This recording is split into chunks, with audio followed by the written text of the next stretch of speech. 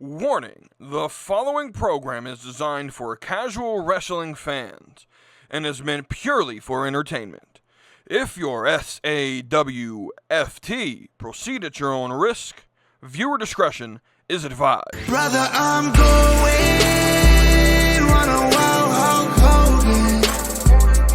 If all I get's a moment, I'll make sure it's an explosion. Cause lately I've been seeing stars trying to kick out on this chokehold. But it's no holds barred, middle fingers like I'm Stone Cold. What is good, ladies and gentlemen? Thank you for tuning in to another episode of the Slap and Mead Wrestling Podcast. A surprise episode, didn't let anyone know. Just wanted to do one final, episode for the year for 2024. I did the year-end awards, and that was the last time you saw me and Wavy D together. I did the one final, my final thoughts of 2024 episode, the last episode that we did. And then I kind of called it, the end of the year, right? Well, over the last week and a half that we've been gone, I've had some thoughts about wrestling, and I knew this would happen. But I wanted to put together one final thing, one final episode. As I'm recording it, it's 8 p.m. Eastern Time on the 31st, New Year's Eve, the last day. We have 4 hours remaining in the year of 2024, and so I wanted to say goodbye to the year with sort of what I'm looking forward to in what we would call the debut of WWE in 2025. So we'll talk about that. Tony Khan ran another pay-per-view, World's End. I saw bits and pieces of it. Wasn't really paying that much attention, but I saw some things that happened that I wanted to talk about. I have a rant, as you guys should expect. I always have a rant on tap. I'll talk about the last Raw we had on for USA Network as we head into the new Netflix era of Monday Night Raw, and then what I am expecting for the debut week, which starts on Friday, by the way, Friday the 3rd, what I'm expecting for the debut week of WWE in 2025. Before we get there, as always, use the link in the description. You get the, through the WWE shop, or if you're booking through Expedia, and just want to go ahead and get the well wishes for a happy 2025. For those of you who are listening, as this drops, or, in Europe or other parts of the world outside of the U.S. that are already into, the new year, happy new year from the jump. To those who, by time you probably get to listen to this, it'll be the first. Happy New Year to you guys. As again, just to sort of reiterate, this episode will 100% be the last. Well, I'm not going to say 100%. The next show between me and Wavy D will be the 14th. So 2 weeks from today.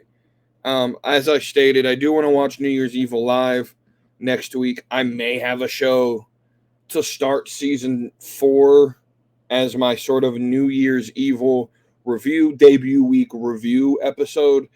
Not this upcoming Friday, but next Friday. That's probably what's going to be the first episode of season 4. But on the 14th of January, me and Wavy D will be back.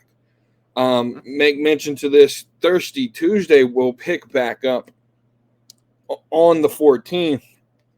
We're going to do sort of like a 4 corners tournament, AEW, NXT, main roster WWE and TNA. And how I'm going to do this, I'm having the Discord vote for who's in it, right? Go to the link, the Google. No, guys, I made this pretty plain. I thought that y'all can vote as many times. The whole goal is for, if there's a certain person on a roster, say for NXT or main roster that maybe isn't getting a lot of support, go ahead and do 4 or 5 entries for that person, right? The whole idea is put it much, right? So I'm going to give that voting power until January the 4th. So you have till Friday, or excuse me, Saturday. You have till essentially Saturday to get those votes in. Vote as many times as you want. The Discord will predict or who will select who's in the bracket. We're going to take 8 from each company or section, and that's what determines Thirsty Tuesday, right? That new bracket, right? And that'll be debuted on the first episode between me and Wavy D on the 14th. Just get that out of the way. So let's break in. Let's get the AEW stuff out of the way. Breaking news. Your boy WETOODEEP on Saturday, the 4th, will be at AEW Collision. The arena that is at, there's a specific seat in the arena that AEW Collision is running, the Bojangles Coliseum, that I love this seat, right? The way it's designed, I think it's the only place in the arena that is seated like this. It's at the very top of this, 8,000. That's very 6,000. And that's even being gracious to say 6,000 people can fit in this arena. Not exactly how many seats are there, but I think there's about, with the floor seats, I think you can fit about 5,500 people in a wrestling setup. That's taking away the back, behind the stage. So like I said, there's probably somewhere around 6,000 to 8,000 seats in this arena. And there's a particular section where, and I think there's like 4 different sections in this arena, if I remember correctly, where it's like this. Where at the very top of the arena, there's 2 rows with 1 seat in the row. And I love that because I go to wrestling events by myself. And I know what Junkyard James and Cody may say, well, we were going to the show. Why aren't you going with us? Here's the reason. It's not them two. It's the rest of the group. I'm going to be honest with you. It's the rest of the group who are not necessarily like, they're sort of homers. They can't really take jokes. Because I'm going to go to the show, and if I sit next to people, I'm going to joke about the show, right? And so that's sort of the thing that, and plus when I go to events like this, I'll be honest with you, I'm not a big fan of going to events, 1, where I'm not the end seat, but 2, where I got to get up because people keep going to the bathroom and stuff, right? I don't understand people who buy tickets to events, right, and then get up and miss half the event because they're in the bathroom or they get in concessions. Get all that shit done before the show starts, right? That's sort of like I once I sit down in my seat, I'm not leaving that seat, right? Because I paid for a particular section of the show, right? But I will be at Collision on the 4th on Saturday. So keep an eye out if you watch. Keep an eye out for Junkyard James and Cody, but also keep an eye out for me as well. But let's talk about World's End. They just ran this pay-per-view. And not really paying a whole lot of attention to most of it. I watched and paid attention to segments of it. Right now, there was really only one match that I really cared about. And that was Mercedes Moné versus Chris Statlander. I'm just 100% sold that Chris Statlander can be a future superstar in the professional wrestling business. And let me tell you something. I'm super harsh on Mercedes Moné. And watching this match and seeing how people talk to her, I got to say this. She's a very good in-ring performer. She's a very good in-ring performer. Had this match happened back in July or September, and it wasn't like a recency bias thing where I was giving out awards, but right, she put on a match of the year contender, right? Had it been at a more useful event, right? Like the match itself was really good, and so I don't necessarily have a problem with my issue with Monet is her personal choices.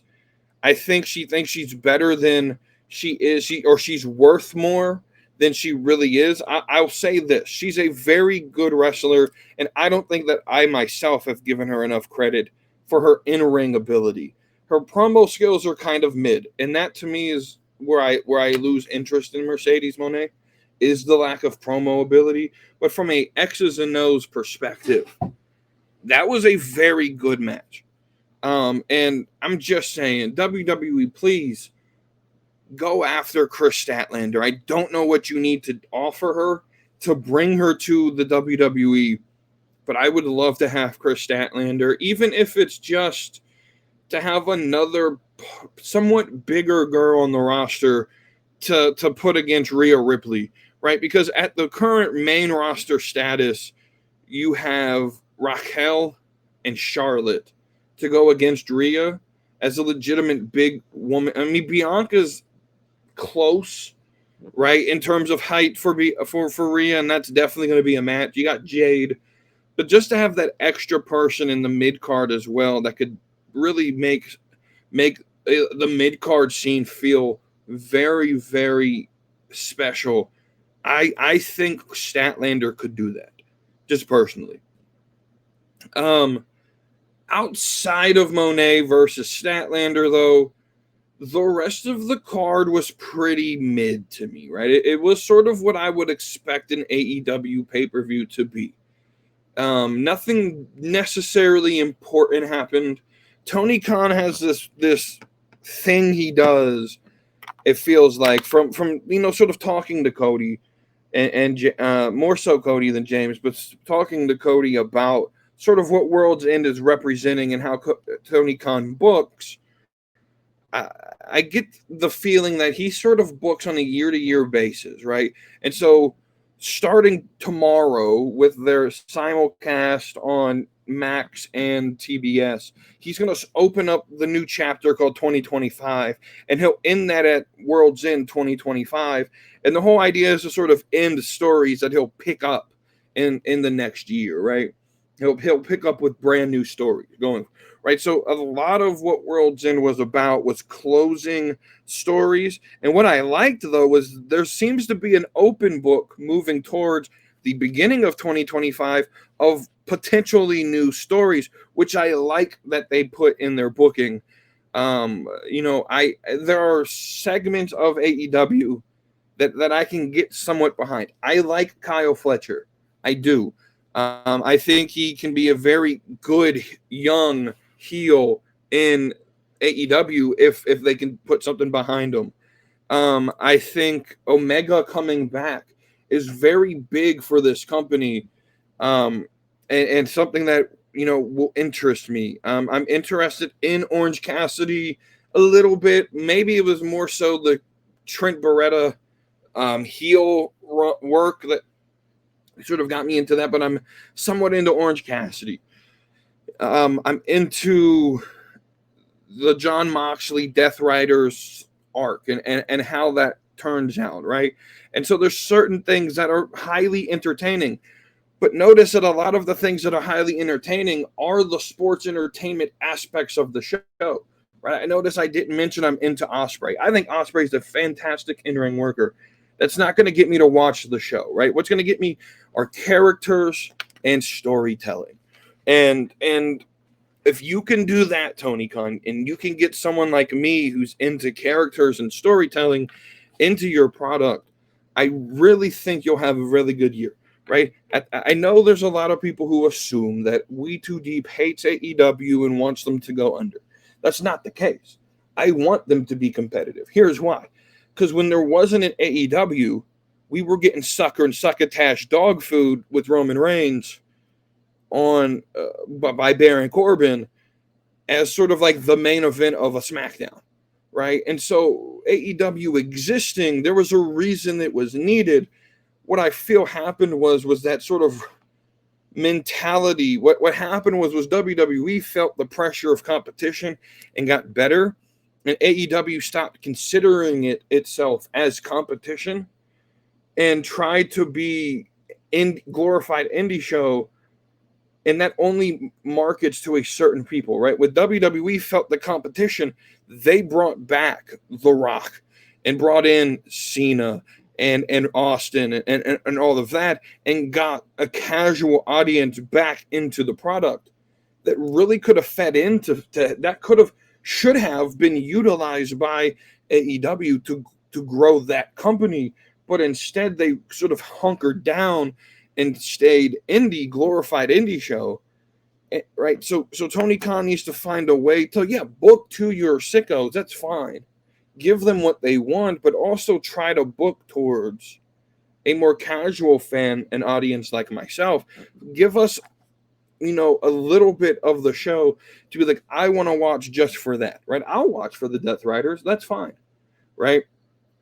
And so that's sort of, the show did a very good job sort of maybe bringing in a new audience. If you could tell me some stories, right? Like, I'm not behind Adam Page at all. I don't get the whole thing behind Adam Page. When I see Adam Page, I sort of just see sort of like metrosexual cowboy, right? When I see Adam Page, I see, and as a country music fan, I see metrosexual, right? There's a lot of metrosexuals in country music, and what basically metrosexual, for those who don't know, are like city boys who pretend to be country boys, right? And so they put on the blue jeans and the cowboy hat and the cowboy boots, and they try to talk with a southern accent, and all the while they live in a $1 million mansion. They've never touched dirt or worked on a farm a day in their life, but their music sort of portrays that, right? And that's what I see with Adam Page. I sort of see fake cowboy, right? And it doesn't work with me, right? He doesn't get, his promo work isn't necessarily the best. His in-ring ability isn't necessarily the best. And I don't understand the sort of praise behind Adam Page, right? I understand Ospreay. Ospreay's not hard to understand. He's one of the best X's and O's, high flyer style wrestler in the world. I get that, right? But there's a lot to maybe, there's pieces of AEW that I like. Death Riders, Chris Statlander, Christian. I like Christian Cage. Orange Cassidy has sort of grown on me. And so there's pieces of this company that I think could lead. Like, I would just say, MJF, I'm completely sold off of MJF.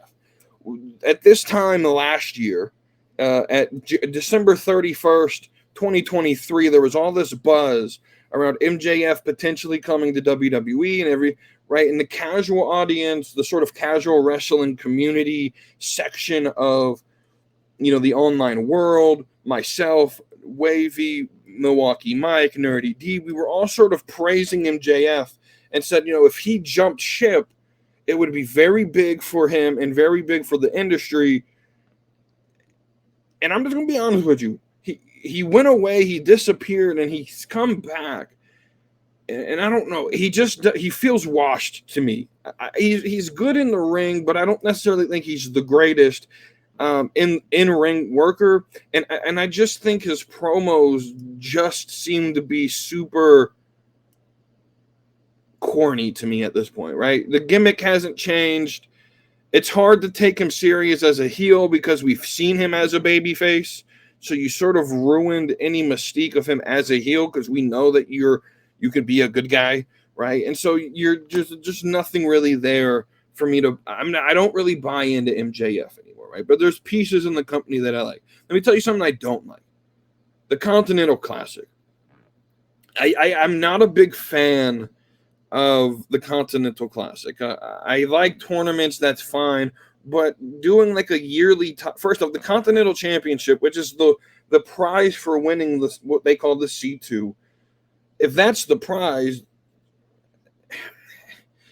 but then you win the title and you're supposed to defend it, but Okada won it last year, really hasn't defended the title all that well. I'm excited because it appears that Omega Okada is going to be the feud.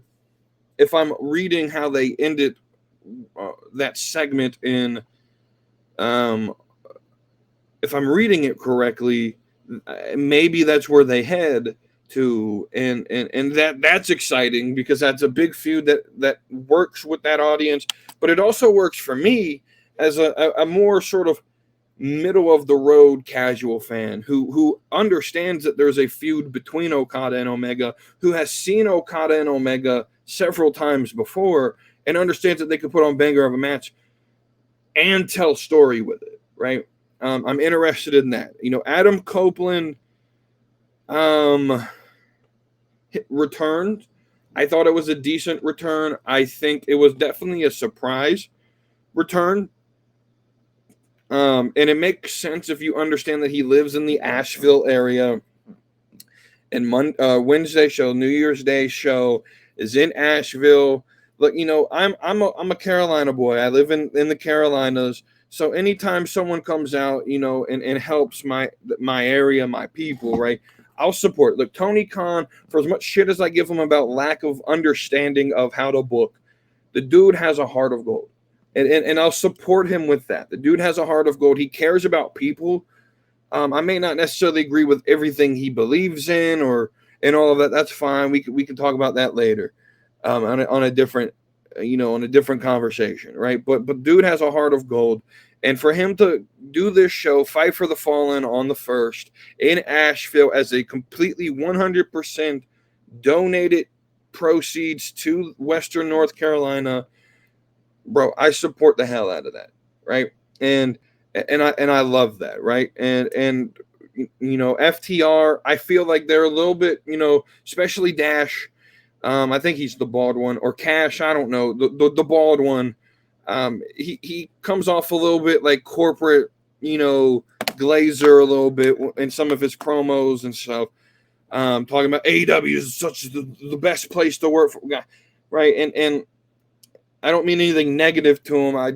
I wouldn't glaze that hard for a boss. I'm just going to be honest with you. You may like where you work, but I don't know if I would do all that, right? But I support the hell out of them, Adam Copeland, and everyone who got this set up for Fight of the Fallen in the Asheville area. I hope the show goes well. There is a snowstorm on the way, so I hope everyone stays safe.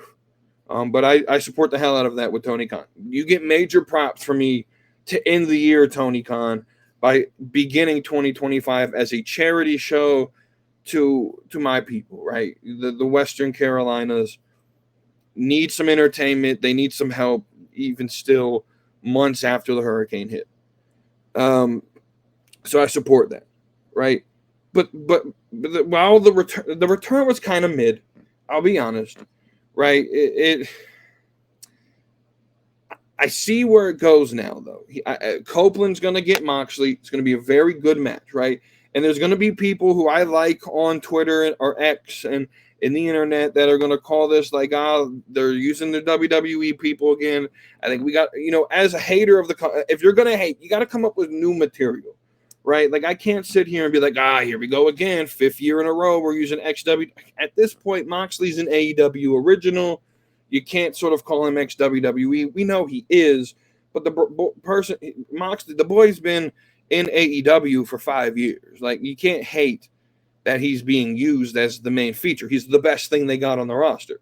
And Copeland is a draw, and you got to use the draws, and this is fine. 100% understood, right? And from a roster perspective, Copeland may be the 2nd or 3rd best on the roster in the main title picture, right? So I could see where this goes now, right? Copeland comes in, faces Moxley, maybe even beats Moxley for the championship, just for Christian Cage to cash in his little briefcase contract thing that he has, clipboard. cash in that contract, win the title off of Copeland, restart that feud, which was great, and go back down that direction. Maybe get a triple threat at like a Revolution, right, where, maybe Moxley regains the title, right? Ultimately building up the super baby face to win the title. And I think it is going to be Darby at All In Texas. I think Darby wins the title there. I think that would be a beautiful picture. While they got to wait for Darby to do Everest. I think that's what they're waiting on, is for Darby to go do his Mount Everest climb. See if he even survives that thing. That's a dangerous stunt. And I'm not saying this because it's Darby. Like, Darby's crazy. I don't like a lot of the things that he does from as a business, from a business perspective. I would never let an employee of mine, if I ran a wrestling company and I was planning big things behind Darby Allin, to do a Mount Everest climb, because first off, the training for that is strenuous in and of itself. But the climb itself is super dangerous. There's a potentiality that he dies on the climb up. And from the resulting,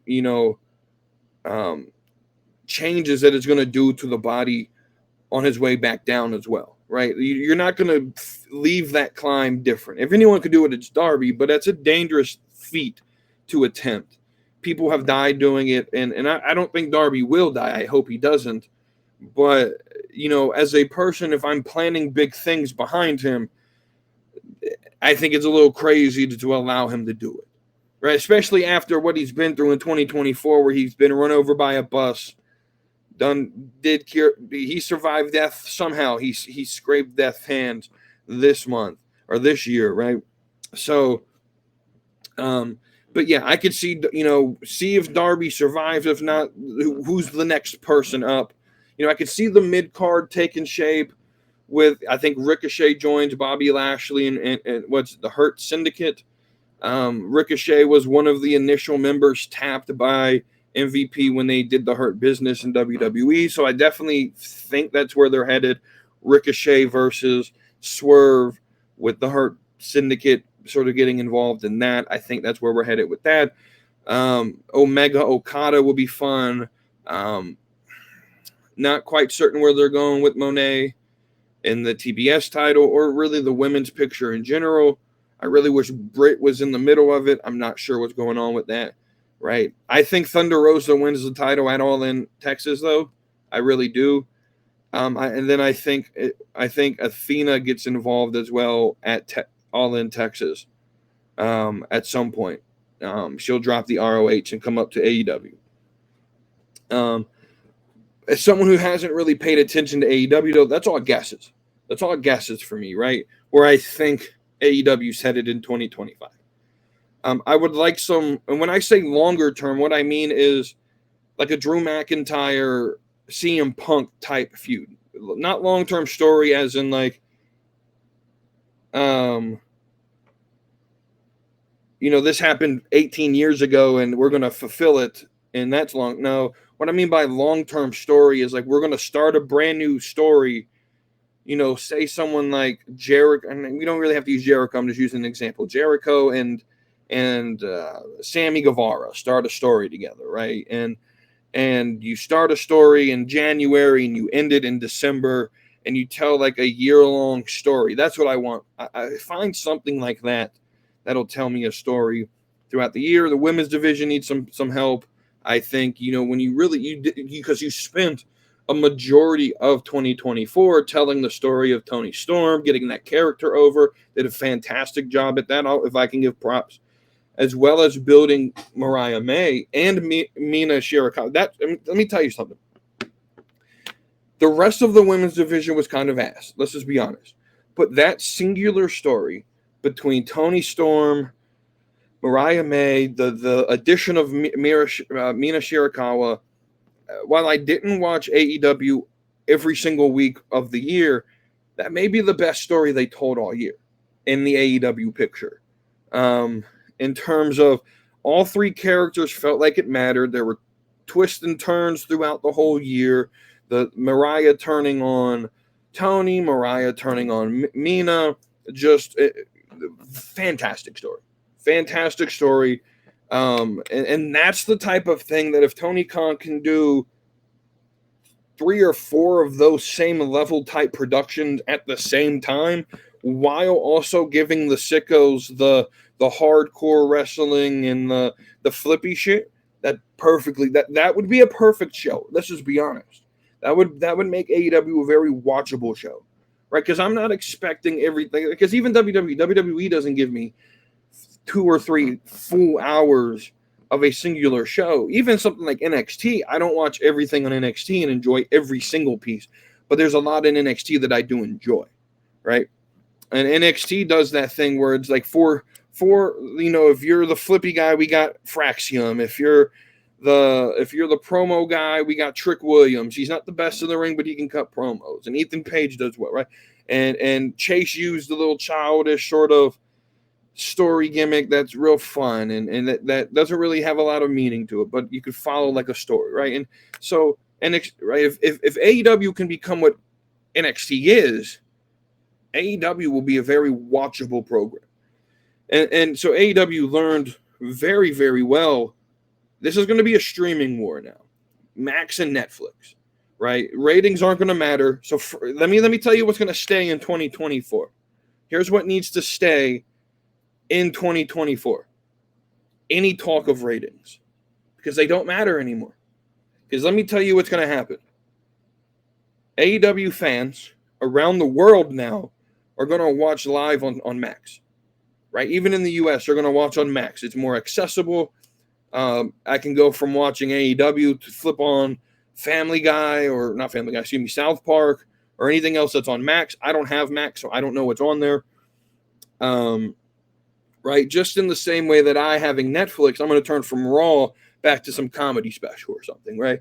And so Raw's ratings don't matter. Dynamite's ratings do not matter. I also think Collision may be on Max as well. I could be wrong, right? So any talk of ratings needs to drop right now. Like, end it in 2024. Let's do that. Things were ending in 2024. Any talk of ratings, because they literally do not matter anymore. They don't matter. Nielsen ratings are completely obsolete in the year 2025 because one of WWE shows, those don't matter, and all of AEW's product literally does not matter, right? So talk of ratings need to disappear in the year 2025. But that's World's End, right? Let me talk about AEW, though, and this is where my rant comes on. So I've done a lot of praising of AEW in the first 33 minutes of this podcast, right? A lot of praising of AEW, right? And I know that's like a Christmas miracle. I'm in the spirit of the holidays, right? Let's slow the roll down. Let's talk about something I have a very big issue with. And that is WrestleDynasty. This is a new Japan show. And I wrote it down this way. I don't care about the card. We're not going to sit here and complain about the card. The card's actually fucking a banker, right? If I was a hardcore wrestling fan that wanted to wake up at 2 a.m. and watch the show, definitely would. If I really cared about the X's and O's and right and all of that. Fucking fantastic card, right? But I have an issue from a business perspective for Tony Khan. Here's what that business perspective that really irritates me is. You're sacrificing the start of your new TV deal and the simulcast and everything on Max, and you're not promoting your best stars. And you're not promoting your best stars because you allow them to go to Japan to wrestle for another company. And so my rant is this. I would never allow this, right? I would never allow this. The Bucks, and it's only because you're starting a new TV deal that's paying you a lot of money and you're trying to market Max and you're going against your competition. Your competition is marketing the Netflix show by having the literal biggest stars in the company's histories, right? In the company's history, market it for this show. You got Rhea. maybe not that she's not the biggest women's wrestler in the company's history, but she's the biggest current wrestler in the women's division right now, right? You got Rhea and Liv. That's on the card. You got Solo. You got Roman Reigns. You're going to have probably The Rock show up. Cena's World Tour final year will probably be on the show, right? So you have 3 generations of like the top star. The only thing you need more is Hulk Hogan. I highly doubt Hulk Hogan will be there, but you got Rock, you got Cena, you got Roman, right? You got CM Punk, you got Seth Rollins. All of this marketed for the Netflix debut. All of this purposely for the fact of getting people to watch on Netflix. And how you respond is you go to the streaming war, and that's fine. But let me tell you exactly what is being presented for this episode of Dynasty on the 1st, right? You get first blood in the streaming war, right? You get to make the first impression in 2025 in the world of wrestling. And AEW, instead of having their big stars, the Kenny Omegas and the Young Bucks and Jack Perry and Mercedes Moné and all of that, instead of having that on the card, you have what exactly? You have the Death Riders, which is a very good team. Maybe, you got Moxley, that's rated FTR. Edge and FTR. Okay, decent, right? You have Cassidy and Hangman Page. Nothing, mind-blowing. You have the Hurt Syndicate versus the Acclaimed. Nothing mind-blowing. Jamie Hayter versus Julia Hart. Nothing mind-blowing, right? And so you have the mid-card running the show, and then you're going to end the night with the Death Riders and rated FTR in a match that, because it's in Asheville where Adam Copeland and FTR are at, you're going to do one of 2 things. You're either going to send the crowd home happy and rated FTR is going to win the match, or you're going to get heel heat for the local area. You're going to have the Death Riders win, and then the show goes off air and you get heat on Mox, right? But more than likely, you're going to have Copeland and FTR win the match. And it's very predictable because they live in that area, and that's the whole reason you probably are even there, right? And so while you have Monday Night Raw promoting the literal biggest stars in the company, the biggest stories, the biggest matches, you have on your card, right? And so that's my rant. And it's nothing more than, from a business perspective, I think making that first impression is important, and airing the mid-card because you want the rest of your big stars to be on the Japan show. I just don't think that that's good business, just personally. And that's just me. So let's move into WWE. Let's talk about the last ever Raw, at least in this current time period, on the USA Network, right? Crazy, right? No longer will Monday Night Raw be live on cable television, but must be watched behind the Netflix pay wall, right? So what do we get?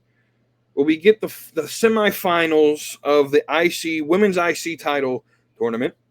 You have Zoe Stark and Dakota Kai and Io Sky and Lyra Valkyria. Both were very good matches, but both very predictable. And this entire tournament has been very predictable.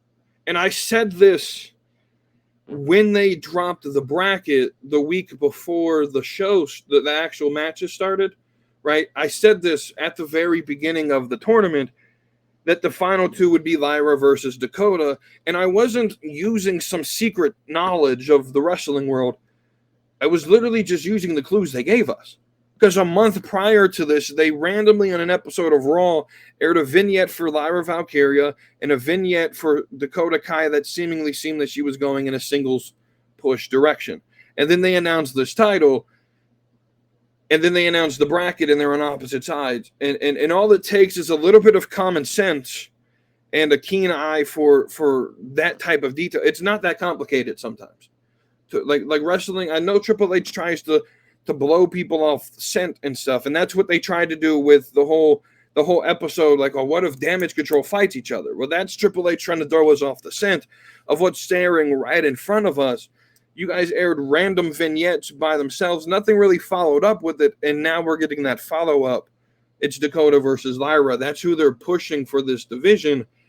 And I'm happy with whoever wins. I want it to be Dakota because Dakota is one of my favorites, and I think she deserves a push. But Lyra winning it, I think, immediately has an immediate story. With that story being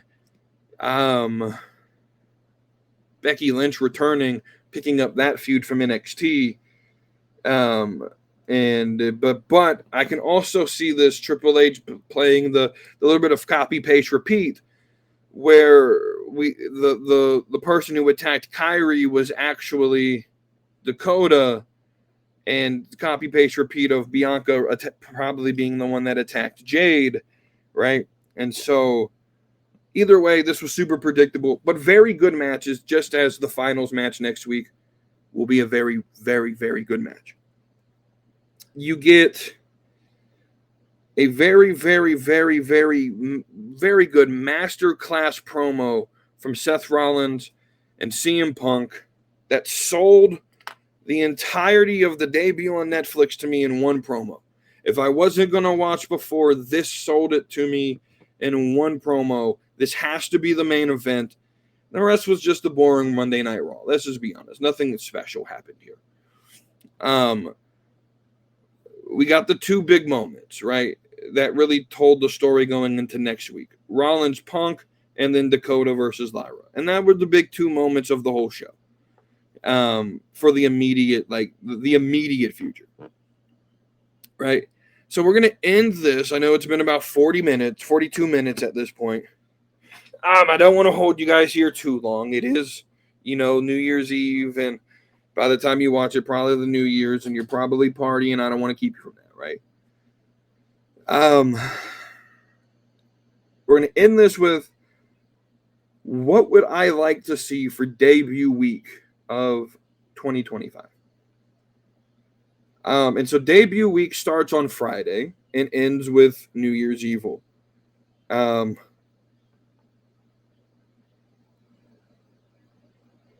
And here's what I think we're going to see on debut week. We're going to start with Friday. I think John Cena shows up on Friday. It's the first 3-hour episode of Raw. I think we get Cena.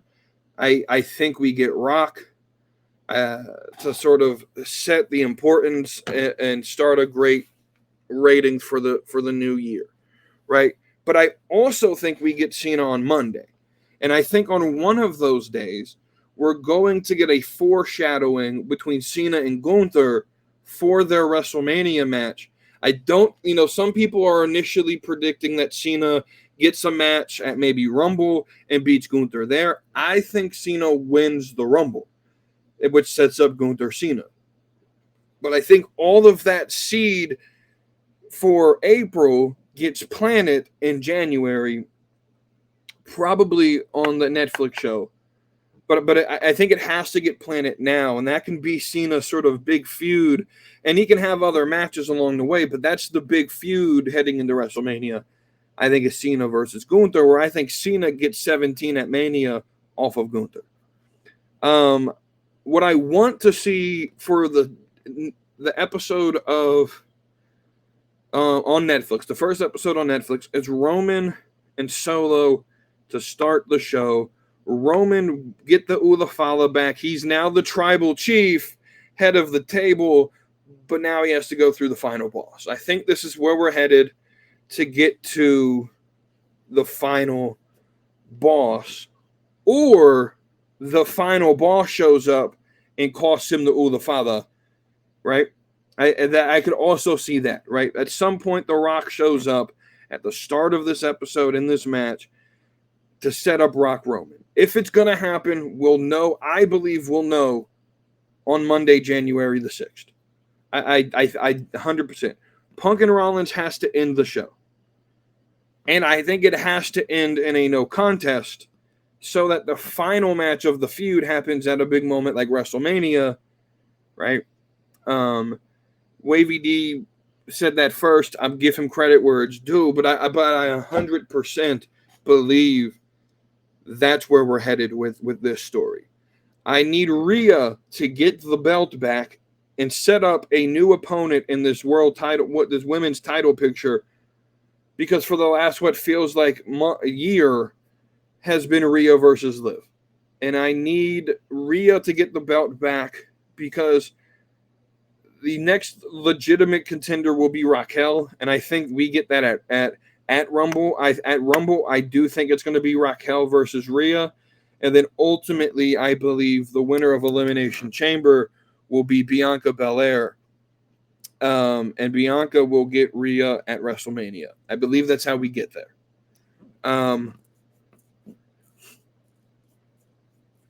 Tiffany needs to cash in on debut week at some point, whether it's this upcoming Friday, if it's the Netflix show, if it's New Year's Evil. She needs to cash in on Nia Jax.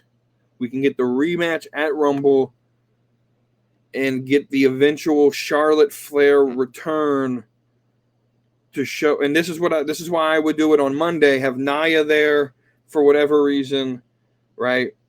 Unless they're going to, this is SmackDown, right? So this is why I would do it on Friday. Cash in on Friday. Charlotte shows up, stares down Tiffany Stratton. Don't really see her all that often. The rest of, January, February, heading into March, she shows back up once the match at Mania. And boom. I do think she wins Rumble, though. But after she wins Rumble, right? And so it could be just as simple as she shows up on the 3rd. We don't see her the rest of the month. She shows up on February 1st as entrant 30 in the Women's Royal Rumble, wins it, calls out Tiffany Stratton. 2 appearances in the first month of the year is all we need from her, right? And then we tell the story the rest of the way, setting up the big Charlotte taking the pin at Mania to get that big rocket boost to Tiffany Stratton to become the next big thing in the women's division, right? I think the Mania match will be Bianca versus Rhea. I think Bianca versus Jade also will start with Bianca being shown as the attacker.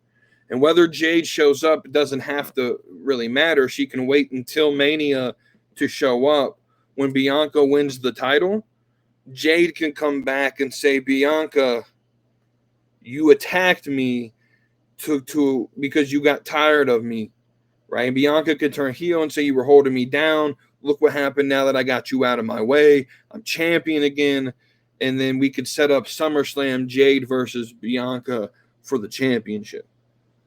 And then the last thing I need to see will be at New Year's Evil with Julia and Oba Femi as NXT champions in their respective divisions, setting free Trick Williams and setting free Roxanne Perez to come to the main roster, and for new stories to be bred there with the NXT divisions.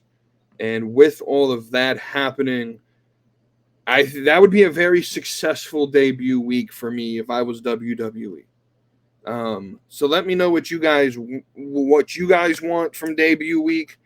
I'll tell you this, just looking forward to 2025.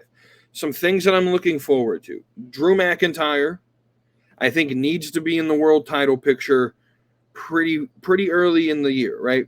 What I think what needs to happen is Cena gets the belt off Gunther, McIntyre gets the belt off Cena.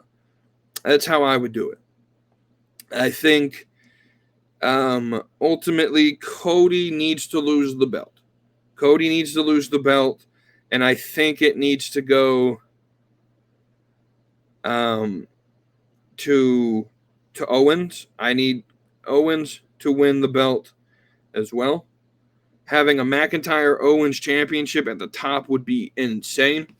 I need Big Bronson Reed when he gets back, probably around SummerSlam, to have just the summer, fall, winter of the year of his career, and I think he's set for a very big push. In that picture of the heavyweight championship.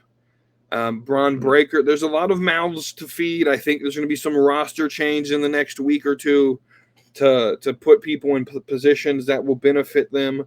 I need the Street Profits pushed. I want heel Bianca. I want a year of the heels in WWE, right? And I know because when I mean a year of the heels, I mean like dark, like because we had like 4 years of Roman Reigns, right? Where Roman Reigns was sort of just like an evil dictator, but really wasn't necessarily evil. He just was sort of self-involved, right? He was just very narcissistic. I want like a year of the evil, devious acts, the Kevin Owens, the Drew McIntyres, those type of heels. I need a year of the heels in WWE. Even have someone like Oba Femi turn into that type of heel. I need that type of, Ethan Page is going to probably be that in NXT with what he did to Javon Evans. So I need that type of year to just, right?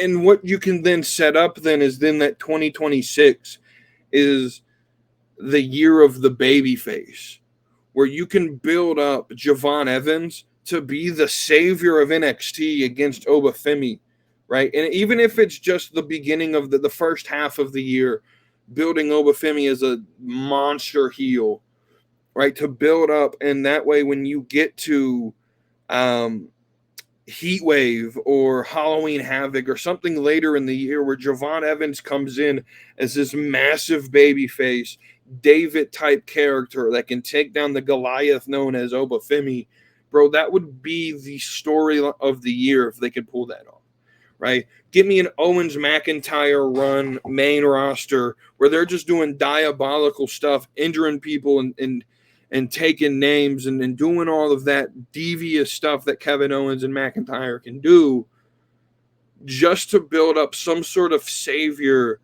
on the main roster, whether it's Trick Williams or whether it's whoever you have playing, even if it's like a Braun Breaker, right? I need some type of feud like that. Even if it's like a Dominic Mysterio, right? Imagine like a face Dominic, right? Because Dom's got a lot of respect now on him, and I need Dom Dom as world champion just for a month would be hilarious, right? Imagine, I need you to build some devious, as you're building these devious characters in Owens and McIntyre and what Bronson Reed could be, having someone being built alongside of it as sort of the new baby face outside of Cody and outside of Roman Reigns' current character, right? Even if it's Jay. Like, imagine you have all this devious stuff happen with McIntyre and Rollins and Owens and Bronson Reed, right? Just and Solo Sikoa, right? Imagine that type of like deviousness that could come between them, just to get a Jey Uso led like faction together and be the savior of, right? And it can't be the Blood. It can't be Roman and Jimmy and Sammy, right? It has to be Jay and Jey Uso and, at one point I would say an Otis, but he's sort of back down to like comical status. But building up a legitimate, like a Dragunov when he returns, would be crazy, right? That's why I'm a little bit upset that Ricochet left, because Ricochet could have, if he would have stayed, he wouldn't be in a position where he's getting toilet paper. And I know it's character and it's the gimmick they're doing, but he wouldn't be in that position. He would be probably positioned to be one of the big baby faces in the company of WWE this year. And he could have been in for a major push, right? But I'm looking at like who can we bring in the men's division that would be like the super baby face that could save the world from, right? And that's why I think Cena's run needs to be taking place. You know, give him 17 if you're going to give him the record super early, have him beat Gunther, and then have McIntyre beat him sort of deviously, right? And then, you know, head into like a SummerSlam with Drew as the champion. Maybe it could be Priest as this super baby face. So whoever it is, right? You get the point that I'm trying to build, right? Give me a year of the heels to where you can build the next big baby face that isn't Cody Rhodes, right? So that's what I want out of 2025. And what I expect we'll see on debut week, some of the things that I would book if I was in charge. Some things that I think if you just look at the current product, it might be easy to predict. But let me know what you guys think. Overall, thanks again for watching or listening, however you are. Have a great New Year's Eve. Happy New Year to everyone who watches and listens. Thank you again from the bottom of my heart for everything that you guys have done, just listening and supporting. Like, share, subscribe, leave a review on audio, however you listen. And until next time, I'll catch you in the year 2025 with Season 4. As always, me and Wavy D will be back on Tuesday episodes on January the 14th. And you may get an episode before then, probably around like the 10th. I think that's that Friday. That will be like a review week, or our debut 2025 debut week review of all the 3 shows. That's probably what's going to be that first episode of Season 4. But until then, I'll see you in Season 4. Like, share, subscribe. Join the Discord, and again, just I appreciate all of you. Have a great new year, and I will see you on the next episode of the Slap and Meat Wrestling Podcast. So hit that subscribe, come along for the ride. AEW, WWE, we're always on side. From fantasy booking to baddies that slay. Slap and Meat Wrestling every Tuesday.